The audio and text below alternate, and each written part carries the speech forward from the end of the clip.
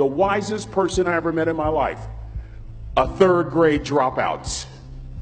Wisest and dropout in the same sentence is rather oxymoronic, like jumbo shrimp.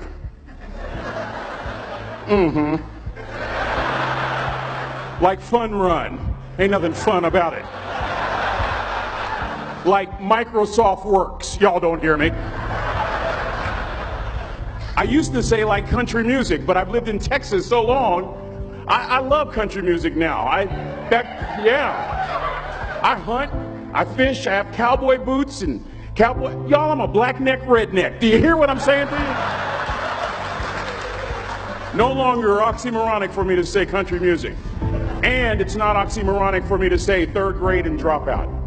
That third grade dropout, the wisest person I ever met in my life, who taught me to combine knowledge and wisdom to make an impact, was my father. A simple cook. Wisest man I ever met in my life. Just a simple cook. Left school in the third grade to help out on the family farm, but just because he left school doesn't mean his education stopped. Mark Twain once said, "I've never allowed my schooling to get in the way of my education." My father taught himself how to read, taught himself how to write, decided in the midst of Jim Crowism, as America was breathing the last gasp of the Civil War, my father decided he was going to stand and be a man. Not a black man, not a brown man, not a white man, but a man. He literally challenged himself to be the best that he could all the days of his life. I have 4 degrees. My brother is a judge. We're not the smartest ones in our family. It's a third grade dropout daddy. A third grade dropout daddy who was quoting Michelangelo, saying to us, "Boys, I won't have a problem if you aim high and miss, but I'm going to have a real issue if you aim low and hit." A country mother quoting Henry Ford, saying, "If you think you can or if you think you can't, you're right."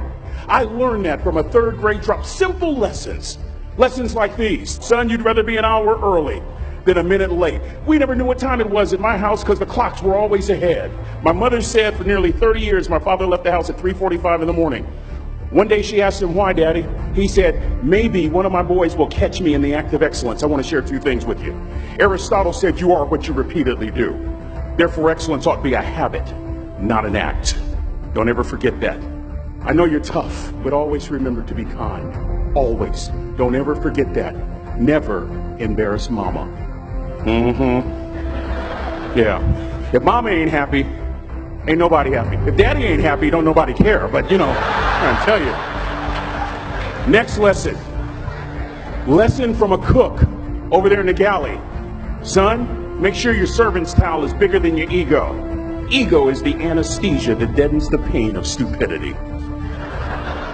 Y'all might have a relative in mind you want to send that to. Let me say it again. Ego is the anesthesia that deadens the pain of stupidity. Pride is the burden of a foolish person. John Wooden coached basketball at UCLA for a living, but his calling was to impact people. And with all those national championships, guess what he was found doing in the middle of the week? Going into the cupboard, grabbing a broom, and sweeping his own gym floor. You want to make an impact? Find your broom. Every day of your life, you find your broom. You grow your influence that way. That way you're attracting people so that you can impact them. Final lesson. Son, if you're going to do a job, do it right. I've always been told how average I can be. Always been criticized about being average. But I want to tell you something. I stand here before you, before all of these people, not listening to those words, but telling myself every single day to shoot for the stars, to be the best that I can be. Good enough isn't good enough if it can be better, and better isn't good enough if it can be best. Let me close with a very personal story that I think will bring all this into focus. Wisdom will come to you in the unlikeliest of sources, a lot of times through failure. When you hit rock bottom, remember this. While you're struggling, rock bottom can also be a great foundation on which to build and on which to grow. I'm not worried that you'll be successful. I'm worried that you won't fail from time to time. The person that gets up off the canvas and keeps growing, that's the person that will continue to grow their influence. Back in the 70s, to help me make this point, let me introduce you to someone. I met the finest woman I'd ever met in my life.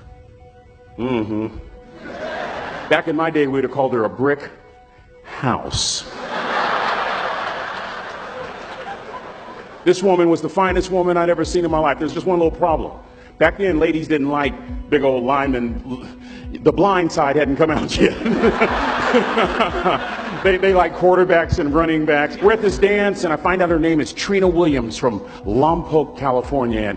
And we're all dancing, and we're just excited. And I decide in the middle of dancing with her that I would ask her for her phone number. Trina was the first one. Trina was the only woman in college who gave me her real telephone number. The next day, we walked to Baskin & Robbins ice cream parlor. My friends couldn't believe it. This has been 40 years ago, and my friends still can't believe it. We go on a second date, and a third date, and a fourth date. We drive from Chico to Vallejo so that she could meet my parents. My father meets her. My daddy, my hero, he meets her, pulls me to the side and says, "Is she psycho?" But anyway, we go together for a year, 2 years, 3 years, 4 years. By now, Trina's a senior in college. I'm still a freshman, but I'm working some things out. I'm so glad I graduated in 4 terms. Nixon, Ford, Carter, Reagan. So now it's time to propose. So I talk to her girlfriends, and it's California. It's in the 70s, so it has to be outside. You have to have a candle, and you have to have, some chocolate. Listen, I'm from the hood. I had a bottle of Boone's Farm wine. That's what I had. She said yes. That was the key. I married the most beautiful woman I'd ever seen in my life. Y'all ever been to a wedding, and even before the wedding starts, you hear this? How in the world? And it was coming from my side of the family.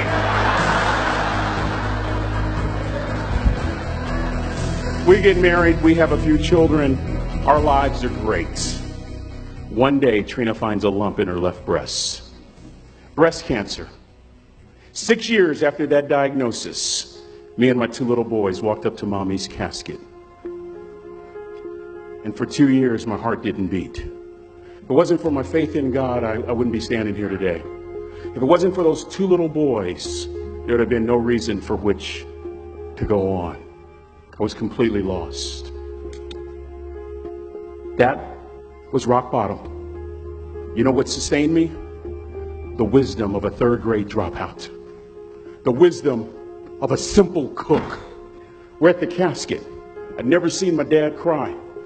But this time I saw my dad cry. That was his daughter. Trina was his daughter, not his daughter-in-law. And I'm right behind my father, about to see her for the last time on this earth. And my father shared 3 words with me that changed my life right there at the casket. It would be the last lesson he would ever teach me. He said, "Son, just stand. You keep standing. You keep standing. No matter how rough the sea, you keep standing." And I'm not talking about just water. You keep standing. No matter what, you don't give up. And as clearly as I'm talking to you today, these were some of her last words to me. She looked me in the eye and she said, "It doesn't matter to me any longer how long I live. What matters to me most is how I live." I ask y'all one question, a question that I was asked all my life by a 3rd grade dropout. How you living? How you living? Every day ask yourself that question, how you living? Here's what a cook would suggest you to live this way. That you would not judge, that you would show up early, that you'd be kind, that you'd make sure that that servant's towel is huge and used, that if you're going to do something, you do it the right way. That cook would tell you this, that it's never wrong to do the right thing, that how you do anything is how you do everything. And in that way, you will grow your influence to make an impact. In that way, you will honor all those who have gone before you, who have invested in you. Look in those unlikeliest places for wisdom. Enhance your life every day by seeking that wisdom and asking yourself every night, how am I living? May God richly bless y'all. Thank you for having me.